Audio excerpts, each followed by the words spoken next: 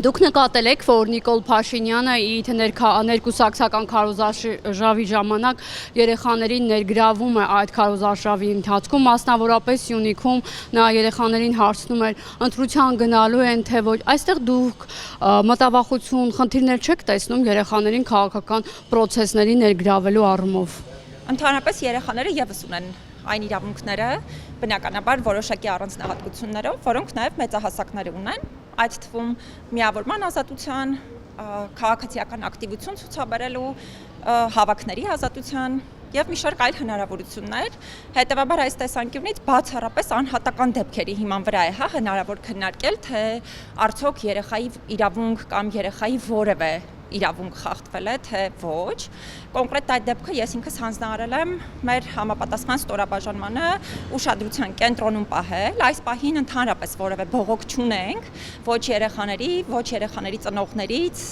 հարցի հետ կապված, հետեւաբար զուտ տեսանյութերի ուսումնասիրության արդյունքում հաշվի առնելով նաև այն, որ հակառակը երեխաների որոշումների կայացման գործընթացներին մասնակցությունը նաև երիտասարդների խրախուսվում է, այս փուլում չեմ կարող որևէ իրավունքի խախտումների մասին խոսել, բայց եթե օրինակ ծնողները բողոքեն, չգիտեմ, անձնական տվյալների պաշտպանության իրավունքի կամ համանման այլ հարցերի հետ կապված, բնականաբար այս դեպքում հնարավորություն կունենանք անդրադառնալ, ինչպես օրինակ ժամանակին, եթե չեմ սխալվում, Երևան քաղաքի տեղական ինքնակառավարման մարմնի ընտրությունների ժամանակահատվածում, երբ իրավիճակներից մեկով, քանի որ բավականին տարածված էր, հատկապես մանկապարտեզներ, այցելությունները եւ լուսանկարներ տեղադրելը, մենք մի դեպքով բողոք էինք ունեցել հենց ծնողից եւ այս դեպքում հնարավոր է այո խոսել այդ մասին, բայց այս իրավիճակով որևէ խախտման մասին այս փուլում չեմ կարող խոսել։ Ճիշտ եմ հասկանում, որ ուսումնասիրել եք վարչապետի մասնակցությամբ այդ տեսանյութերը անչափահաս երեխաների եւ որևէ խախտում չեք արձանագրել։ Դե նորից եմ կրկնում, երեխաները ունեն իրավունք թե միավորվելու ազատության, թե հավաքների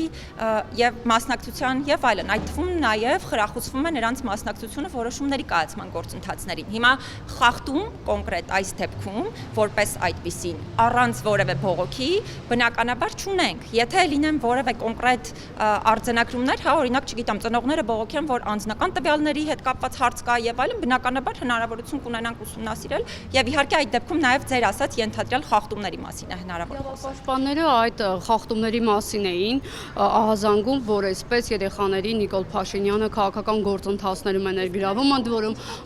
անչափահաս երեխաներ։ Ի նկատի ունեմ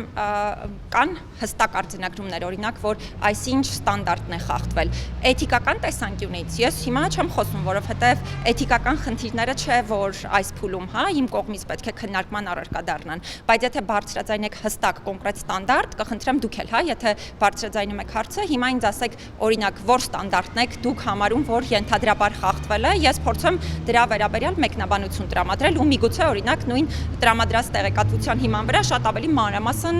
մենք ինքներս հետազոտություն իրականացնենք, որովհետև ստորաբաժանումն է վերլուծել իրավիճակը եւ արդեն ասացի հիմնական եզրահանգումները։ Եթե ունեք այս մասով որևէ ստանդարտի վերաբերյալ հստակ դիրքորոշում, կարող եք հիմա էլ բարձրաձայնել դրա մասին, ուրախ կլինեմ նաև քննարկել։